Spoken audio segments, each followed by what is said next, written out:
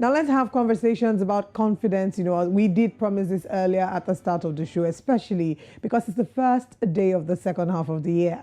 Confidence comes from feelings of well-being, acceptance of your body and mind, and a belief in your own ability, skills, and experience. The impact of confidence on overall productivity cannot be overemphasized. For example, you might have high self-confidence in an area of particular expertise, but feel less confident in other areas. Having a healthy level of self-confidence can help you become more successful in your personal and professional life. Research has indeed found, for example, that people who are more confident tend to achieve more academically and just not end at academics. Now, as we begin the second half of the year, it's important for us to have conversations around building confidence so as to be able to smash our yearly goals. Joining us on the show this morning is Sheun David. He's the chairperson of Redefine Africa Foundation, a human capacity development and impact investment nonprofit focused on empowering young Africans. He's also an author, and he'll be joining us to dissect this conversation about confidence this morning. Good morning, Sheun. Thank you very much for joining us. Good morning, Olive. All right. Now let's talk about, confidence. We're having this conversation because yesterday we talked extensively about how to deal with not meeting your goals. I know that one of the ways in which people do not meet their goals because they're not confident enough to meet them. Let's talk about some of the causes of lack of confidence. Yeah, so lack of confidence can come from a varied spectrum, right? It could be based on past experiences, upbringing as well.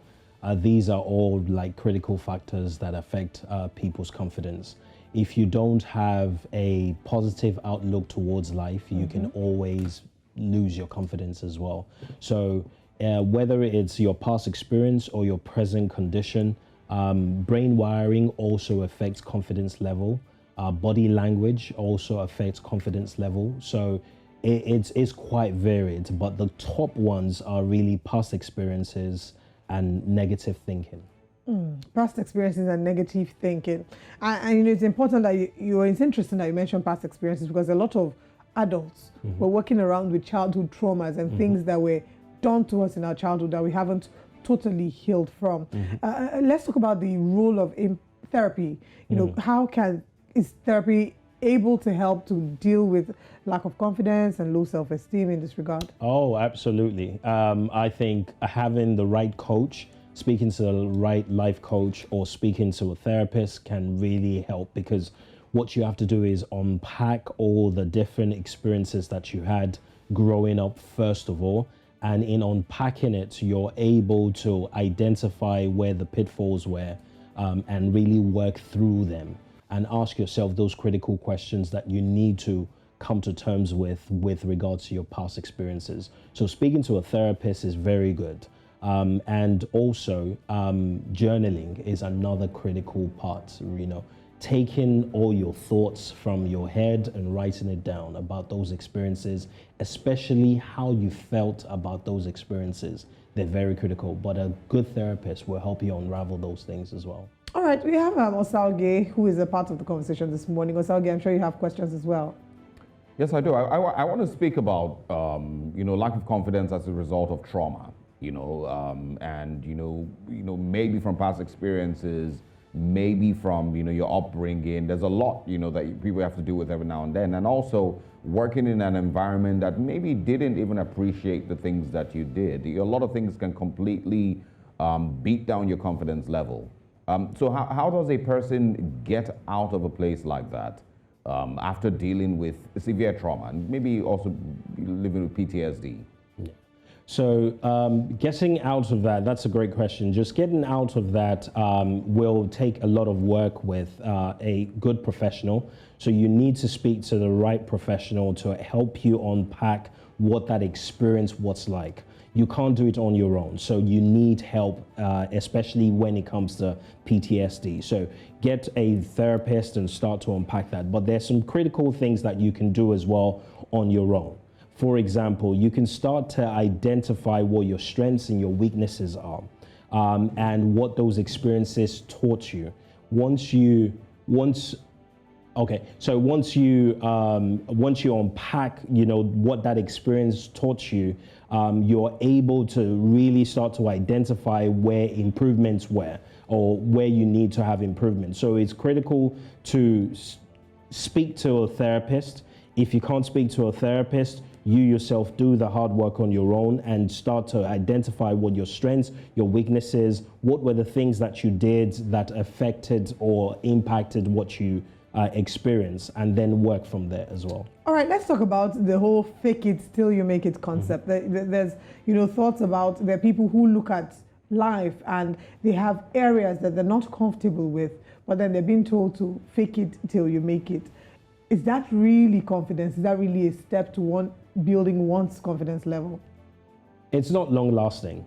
Faking it till you make it is not long lasting at all. At some point, you are going to hit a brick wall. And once you hit that brick wall, you are at the risk of things like imposter syndrome, where you feel like you are a fraud. So you really don't want to get yourself to that point. Faking it to making it is not, I think it's for quacks and for phony people. So you really don't want to go there. What you want to do is identify what exactly you want to achieve in life, set goals around that, and set confidence goals as well. Once you are able to build your track record of achievements and you're able to go back and reflect on those achievements on a regular basis, you'll find that you won't even have the need, or you won't feel the need to fake it anymore, because now you have come into your own person. All right. I also want to speak about people who don't necessarily have access to therapy, who can't afford therapy, but of course have grown up in an environment that didn't give them any level of confidence boost. While they grew up, also people maybe who, in an abusive relationship with one person or the other. Can you speak a little bit more about the personal work that needs to be done to boost your confidence level? People also crumble, with little bits of disappointment here and there, and they really give up almost. So for those who can't afford a therapist, what would you advise them? So I would say, first of all, find your confidence. Find somebody that you can confide in and talk about it, because it's very critical to express how you feel, to express the things that are going on in your mind. So finding a confidence is very key, because even in therapy, one of the type of tools for therapy is talk therapy, where you just talk through your challenges. So you can always get yourself in that place where you find a confidence that you can talk to, expressing that, and then get yourself out of the environment that actually brings down your self-confidence. You need to escape at some point. It's very critical, especially when it's life-threatening, like the example you gave where you're in an abusive relationship. It's very critical that you look out for yourself and get yourself out of that environment and work from outside in. It's always critical, work from outside in, and then find confidence that you can speak to, because talk therapy is a critical part of personal development. So once you find a confidence and you're talking through it, make sure, these are the things that you want to look for in your confidence.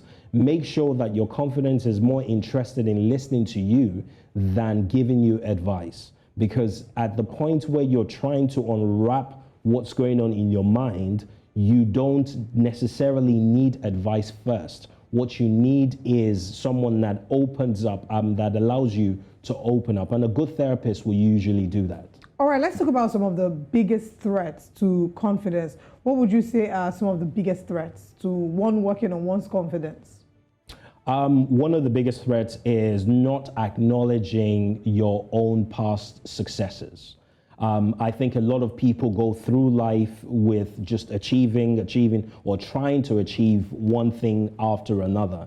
And because you don't take time to reflect and look at what you've achieved, you can't make it a deeper sort of experience for you. Because what happens in your mind is that you go from one goal to another without effectively rooting your successes. So you need to focus, you need to look back at your past successes, and we all have those past successes. A success could be something as easy as you laid your bed this morning. That can go a long way. So you need to start to take those boxes of those past successes as well. Maybe, somewhere you got a promotion at work. You'll be surprised how many people get promotions, but they don't even acknowledge that. They don't acknowledge all the good things that they've achieved themselves. And that chips away on your confidence level as well.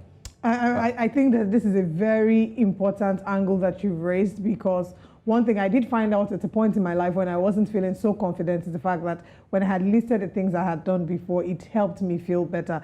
Finally, let's talk about imposter syndrome, perfectionism, the feeling of dealing with not feeling good at work, especially people who are probably trying out new career paths. Let's just share with us some quick tips you would give to people who are dealing with perfectionism, if I may use that, or those who are as well dealing with imposter syndrome, especially in the area of their work. Okay. When it comes to imposter syndrome, it's so interesting because I had imposter syndrome a couple of years ago, and it was almost a life damaging one for me. But I came across a material which was very enlightening, and it says the fact that you feel you feel an imposter syndrome, it means that you are not an imposter. So you need to recognize and acknowledge that, because your imposter syndrome is a sign that you are a person of integrity, you're a person of value, and you're a person of excellence. So because of that, once you are in that space of feeling in like an imposter, acknowledge that imposters don't feel imposter syndrome. So the fact that you are feeling that imposter means that you're not an imposter. You need to acknowledge the feeling itself and ask, is this true? Whatever that you are feeling, you want to ask, is it true? So at work, for example, maybe you're feeling that you are not competent enough. The only way that you can measure your competence is by feedback. So if the feedback is not coming in that you're not competent enough, then you don't have the need to feel the imposter syndrome. If you do have a negative feedback, then work on that feedback and make sure that you improve yourself. But make sure that you are asking what is real and what's not real, because in your mind, you're constantly juggling between the reality and the unreal. So you want to make sure that you focus on what's real right in front of you and acknowledge how you feel. Can you also speak quickly on, the confidence boosters the fake confidence boosters, that people cling to, such as drugs and sex and alcohol and some of all of that, and how much, of a danger that might be?